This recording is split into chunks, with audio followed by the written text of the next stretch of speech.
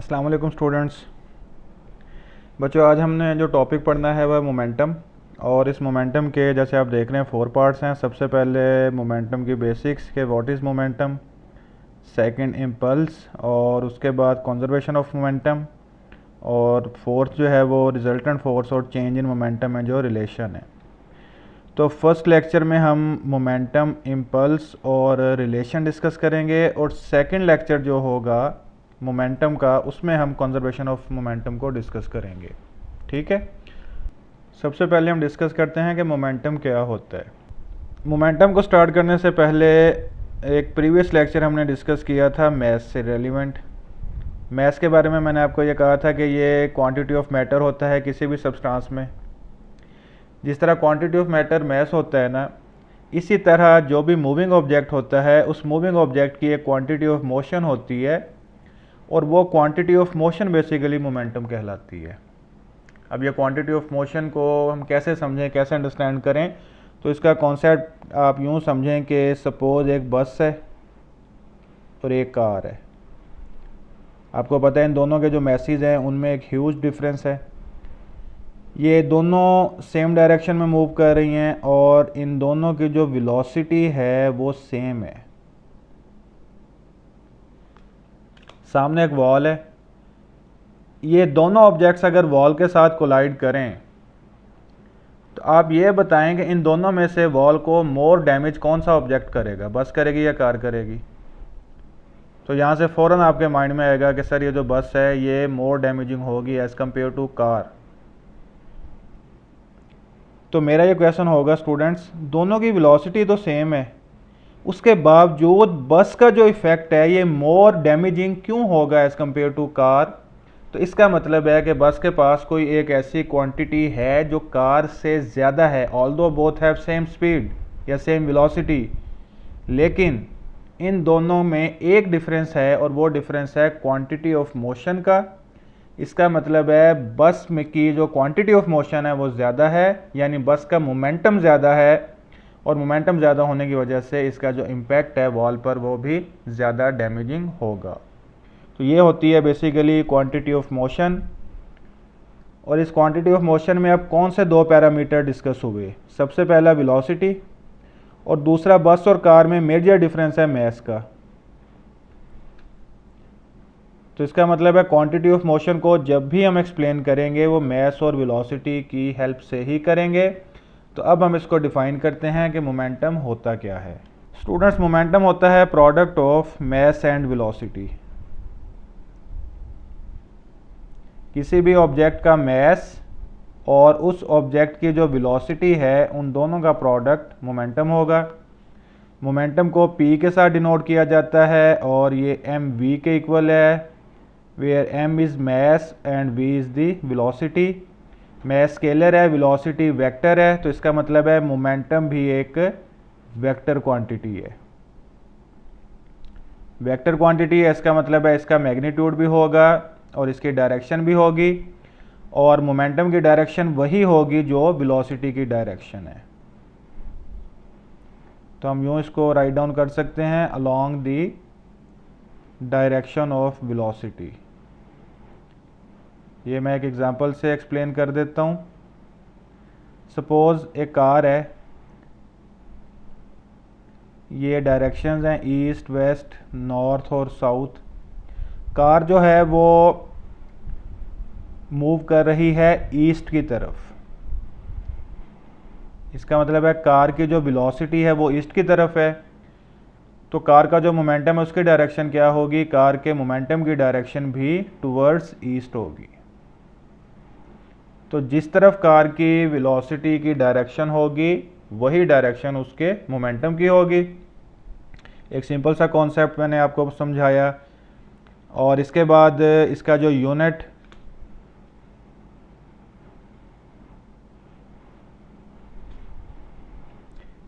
Mess का unit KG और velocity का यूनिट मीटर पर सेकंड।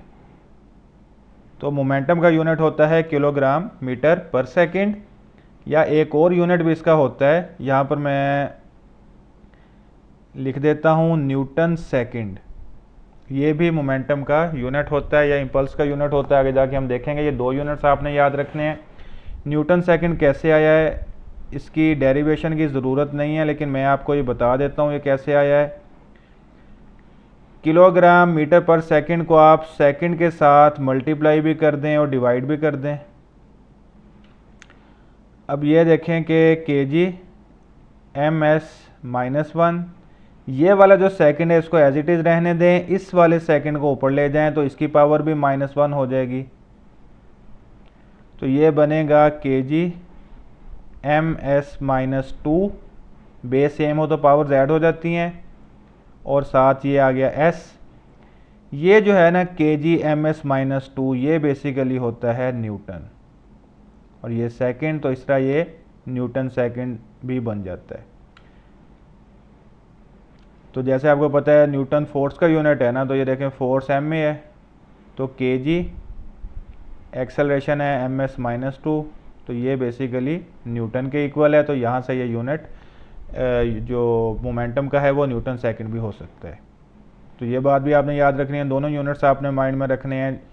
इसकी कोई ज़रूरत नहीं है इसको प्रूव करने की, जस्ट मैंने आपको समझाया है कि अंडरस्टैंड करवाया है कि आप जो सेकंड यूनिट है उसको कैसे डिराइव कर सकते हैं। अगर आप इसको याद रख समझना चाहते हैं तो यहाँ से आप अंडरस्टैंड भी कर सकते हैं कि ये कैसे बना है। तो मोमेंटम से रेलिवेंट यही पॉइंट्स थे, इन पॉइंट्स को आप रीड आउट करें। आगे हम इसके क्वेश्चन भी करेंगे। नेक्स्ट हम डिस्कस करते हैं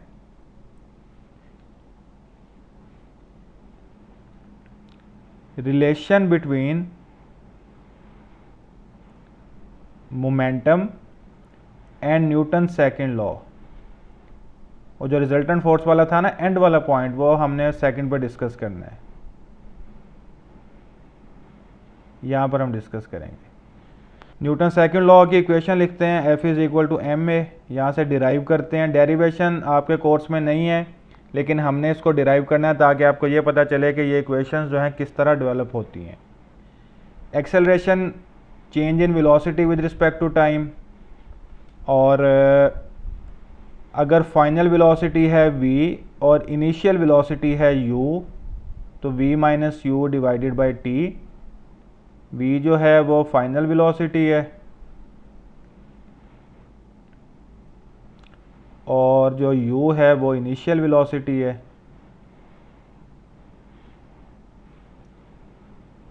तो फोर्स जो है इसका फार्मूला बनेगा m v - u divided by t। अब मैथ्स को 1 बाय 1 इन दोनों के साथ मल्टीप्लाई करें, mv - mu divided by t। v final velocity है, तो जब फाइनल वेलोसिटी को हमने मोमेंटम से मैथ से मल्टीप्लाई किया, तो ये वाला जो फैक्टर है ये हमारे पास हो जाएगा फाइनल मोमेंटम, मैं इसे pf लिख देता हूँ, माइनस u चूँकि इनिशियल वेलोसिटी है, जब इनिशियल वेलोसिटी को मैथ से मल्टीप्लाई किया तो ये हो जाएगा initial momentum divided by t। तो देखें final minus initial change in momentum है, तो ये आ जाएगा डेल्टा p/t लिख लें या डेल्टा t लिख लें, मैंने इसे t ही लिख दिया है। तो ये रिलेशन है चेंज इन मोमेंटम और फोर्स के दरमियान। तो इस एक्सप्रेशन को हम वर्ड्स में इस तरह राइट डाउन कर सकते हैं कि change in momentum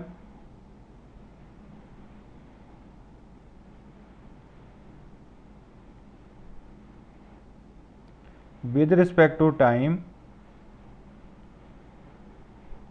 is equal to resultant force,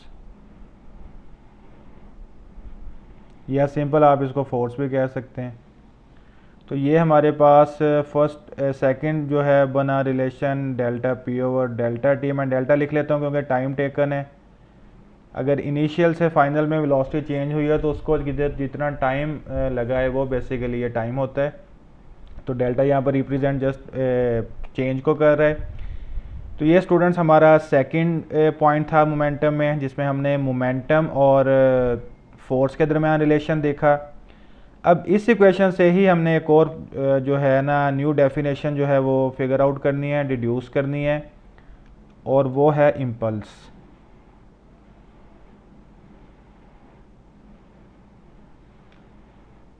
impulse क्या है? सबसे पहले हम इक्वेशन देखते हैं।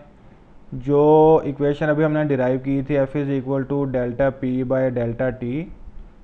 अगर मैं डेल्टा टी को यहाँ मल्टीप्लाई कर दूँ, F multiply by delta T is equal to delta P, ये होता है इम्पल्स। इसको मैं आई के साथ भी डिनोट कर सकता हूँ, अमूमन इसको जे के साथ डिनोट किया जाता है। अभी मैं आपको समझाता हूँ कि एक्चुअली इम्पल्स होता क्या है। इसकी डेफिनेशन है product of force and time. ये टाइम कौन सा है? During which force act. ये इसकी स्टेटमेंट है। इम्पल्स एक वेक्टर क्वांटिटी है, क्योंकि इसमें चेंज इन मोमेंटम है या मोमेंटम आ रहा है। मोमेंटम एक वेक्टर क्वांटिटी है, तो इम्पल्स भी एक वेक्टर क्वांटिटी है। और इम्पल्स का यूनिट क्या होगा? फोर्स का यूनिट न्यूटन, और इम्पल्स टाइम का यूनिट सेकंड, तो इम्पल्स का यूनिट होगा न्यूटन सेकंड। तो यहाँ से आपने स्टूडेंट्स ये माइंड में रखना है कि इम्पल्स जो है ये दो चीज़ों के इक्वल होता है। इम्पल्स जो है वो चेंज इन मोमेंटम के इक्वल भी होता है, और एफ क्रॉस डेल्टा टी के इक्वल भी होता है। ठीक है, अब इम्पल्स को ज़रा अंडरस्टैंड करते हैं, इम्पल्स एक्चुअली है क्या। क्रिकेट मैच तो हम सब देखते हैं, पीएसएल भी आप देखते होंगे, आईपीएल भी देखते होंगे। हम बात करते हैं अपने किसी बैट्समैन की, सपोज़ बाबर आजम है। बाबर आजम बैटिंग कर रहा है, उसने एक बॉल को हिट किया है। ठीक है, जब उसने बॉल को हिट किया तो एक बात पे गौर करें कि उसने बॉल पर एक फोर्स लगाई है, वेरी लार्ज, बहुत ज़्यादा फोर्स लगी, और बहुत ही स्मॉल ड्यूरेशन ऑफ टाइम के लिए, थोड़े से टाइम के लिए बहुत ही लार्ज फोर्स उसने अप्लाई की। ठीक है, तो अगर बहुत लार्ज फोर्स बहुत ही स्मॉल टाइम के लिए किसी भी बॉडी पर, किसी भी ऑब्जेक्ट पर एक्सर्ट हो, तो वो basically force multiply by time impulse होता है। इम्पल्स का जो लिटरल मीनिंग है वो होता है झटका। जैसे अगर आप एक वॉल में पंच करें तो आपको बहुत एक ना वो हर्ट महसूस होगा, चोट लगेगी। उसकी रीज़न क्या है कि आपने जब पंच किया तो आपने बेसिकली वॉल पर एक फोर्स एक्सर्ट की, और वॉल के साथ आपके हाथ का जो कांटेक्ट टाइम था वो बहुत कम था। तो वो बेसिकली जो आपको दर्द महसूस होता है वो इस इम्पल्स की वजह से होता है। ठीक है, तो इसका मतलब है कि इम्पल्स जो है बेसिकली वो होता है कि जब बहुत ही लार्ज फोर्स एक स्मॉल इंटरवल ऑफ टाइम के लिए एक्सर्ट हो। जैसे कोलिजन्स होती हैं, कोलिजन में भी एक बहुत लार्ज फोर्स जो है एक स्मॉल इंटरवल ऑफ टाइम के लिए किसी बॉडी पर एक्सर्ट होती है। तो इस तरह अगर एक large force small interval of time के लिए किसी बॉडी पर एक्ट करे तो वो बेसिकली इम्पल्स होती है। और उससे लेकिन जब फोर्स एक्सर्ट होगी, मोमेंटम चेंज होगा, क्योंकि वेलोसिटी ने चेंज होना है। तो मोमेंटम चेंज होने की वजह से चेंज इन मोमेंटम का भी कॉन्सेप्ट यहाँ पर आता है। तो इम्पल्स जो है वो चेंज इन मोमेंटम या एफ क्रॉस टी के इक्वल होता है। तो स्टूडेंट्स, मैं उम्मीद करता हूँ कि इम्पल्स का कॉन्सेप्ट आपको क्लियर हो गया होगा। अब हम कुछ पास पेपर के क्वेश्चंस कर लेते हैं। क्वेश्चन नंबर 1 है, an object of mass is moving with the velocity in a straight line, what is the momentum of the object. तो momentum is equal to M V. 4 और 3 को मल्टीप्लाई करेंगे तो आंसर होगा 12 kg मीटर पर second. Simple सा question है, लेकिन ये IGCSE का 2025 का क्वेश्चन है। ये जो मार्च में एग्ज़ाम हुआ है ना, उसका ये क्वेश्चन है। नेक्स्ट, सेकंड क्वेश्चन है, a bullet of mass travels at a speed of this, bullet hits a target and stops after a time of 100 microseconds.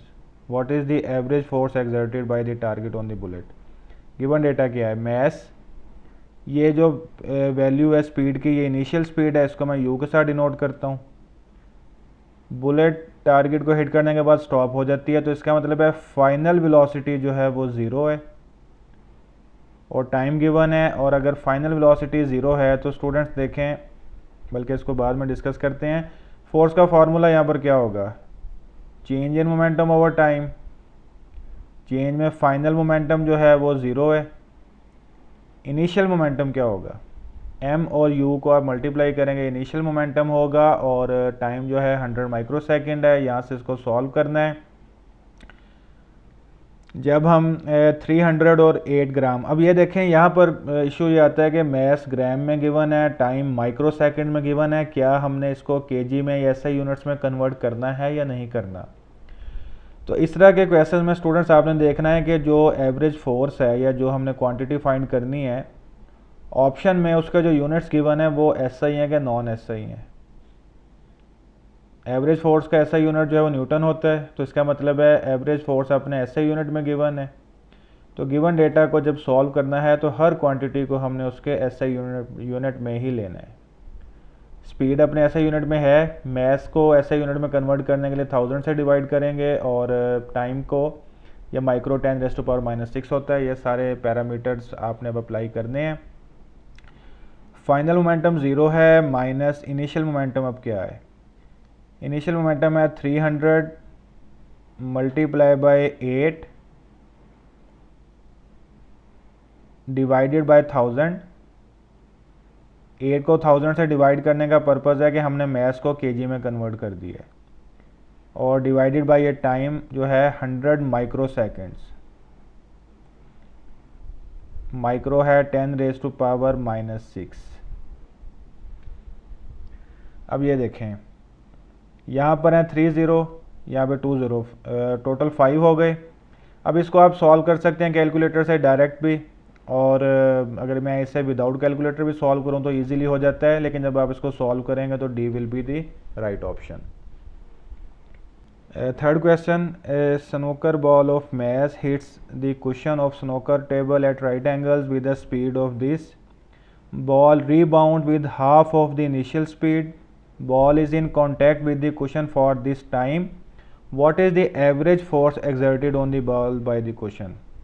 Again average force का कॉन्सेप्ट है, तो इसका मतलब है F is equal to delta P divided by delta T।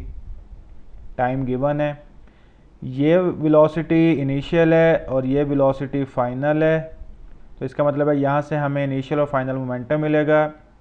Mess को जब आप 1000 के साथ डिवाइड करेंगे तो 0.2 kg ये मैस हो जाएगा, क्योंकि ऑप्शन जो है वो SI यूनिट्स में है, तो हमें हर क्वांटिटी SI यूनिट में चाहिए। अब स्टूडेंट्स यहाँ से एक चीज़ आपने देखनी है, जैसे आपको पता है कि इम्पल्स जो है या फोर्स जो है वो वेक्टर क्वांटिटी है, तो वेक्टर क्वांटिटी में मैग्नीट्यूड और डायरेक्शन दोनों मैटर करते हैं। राइट साइड की डायरेक्शन के लिए पॉजिटिव साइन प्लस साइन आएगा, और लेफ्ट साइड की डायरेक्शन के लिए माइनस साइन आएगा। ये साइन को आपने यहाँ पर अंडरस्टैंड करना है। ये साइन आपको क्या इन्फॉर्मेशन प्रोवाइड कर रहा है? ये डायरेक्शन की इन्फॉर्मेशन प्रोवाइड कर रहा है कि कोलिजन के बाद डायरेक्शन रिवर्स हुई है। तो ये माइनस साइन की अगर आपने कोई मिस्टेक की, आपका आंसर यहाँ पर रॉन्ग हो जाएगा। तो फाइनल मोमेंटम जो है वो क्या होगा? -7 multiply by 0.2 kg। Final momentum होगा -1.4 माइनस इनिशियल। इनिशियल मोमेंटम क्या होगा? देखें, ये फार्मूला होता है ना, final momentum minus initial momentum divided by time. तो ये वाला जो माइनस साइन है ना, ये बेसिकली फाइनल मोमेंटम के साथ आ रहा है, ये फार्मूला का साइन है। इनिशियल मोमेंटम पॉजिटिव है, तो 14 को मल्टीप्लाई करें 0.2 से, तो ये होगा 2.8 डिवाइडेड बाय 0.60। तो साइंस अगर सेम होंगे तो आपको पता है क्वांटिटीज़ जो हैं वो ऐड होती हैं, तो जब आप इसको सॉल्व करेंगे तो आंसर होगा बी। स्टूडेंट्स, इसमें मैं आपको फिर बता रहा हूँ कि आपने जो साइन कन्वेंशंस है इसको आपने, बल्कि कन्वेंशन नहीं है, ये साइंस को आपने यहाँ पर जो है ना बहुत इम्पोर्टेंस देनी है, क्योंकि अगर आपने साइन मिस कर दिया तो आपको ऑप्शन बनेगा ए, जो गलत है, रॉन्ग है। तो डायरेक्शन रिवर्स होने की वजह से माइनस साइन यहाँ पर आया है। इस तरह के क्वेश्चन जब भी आए तो आपने बहुत इसे केयरफुली ऑब्जर्व करना है और फिर सॉल्व करना है, ठीक है।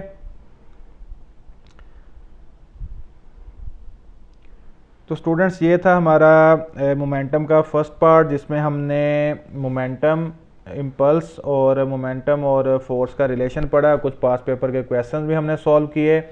नेक्स्ट लेक्चर में इंशाल्लाह हम डिस्कस करेंगे law of conservation of momentum, और उसके भी हम कुछ क्वेश्चन जो है ना साथ डिस्कस करेंगे। Okay students.